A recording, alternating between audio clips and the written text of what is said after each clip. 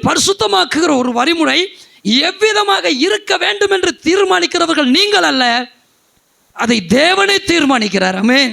குமாரனாய் இயேசுவின் ரத்தத்தினால் பாவங்கள் கழுவப்பட்டோம். குமாரனாய் இயேசு கிறிஸ்துவின் ரத்தத்தினால் பாவங்கள் எப்படி நாம் கழுவப்பட்டோமோ அதே போல அனுதினம் அவர் என்ன செய்கிறார்?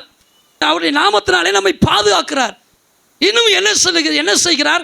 அனுதினம் இந்த கரைகள் உள்ள திரைகள் உள்ள ஜீவியத்திலே நாம் பிரயாணம் பண்ணுகிற அந்த வாழ்க்கையில் நம்மை அறியாமல் நம்ம இடத்தில் வருகிறதான அல்லது தெரித்து விழுகிற கரையை போல ரோடுகளில் பிரயாணம் பண்ணுகிற போது நினையாத நேரத்தில் எதிர்பாராத சூழ்நிலையிலே நம்ம இடத்துல தெரித்து வந்து விழுகிறதான கரைகளைப் போல இருக்கிற இந்த உலகத்தில் பாவ கரைகள் வருகிற போது ஆவியின் மகிமையினாலே நம்மை தூய்மையாக்குகிறார். அதனால தான் வேதத்திலே வாசிக்கிறோம், அப்படி ஆவியினாலும் தூய்மையாக்கப்பட்டீர்கள்.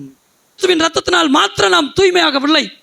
ஒன்றை புரிந்து கொள்ள வேண்டும், இயேசுவின் ரத்தம் நிரந்தரமாக நம்முடைய பாவங்களாக நம்மை கழுவி நரகத்திற்கு பாத்திரவான்களாக இருந்த நம்மை பரலோகத்திற்கு பாத்திரவான்களாக மாற்றிவிட்டது. ஆனால் பரிசுத்தமாக இருக்கிறவன் இன்னும் பரிசுத்தமாகட்டும்.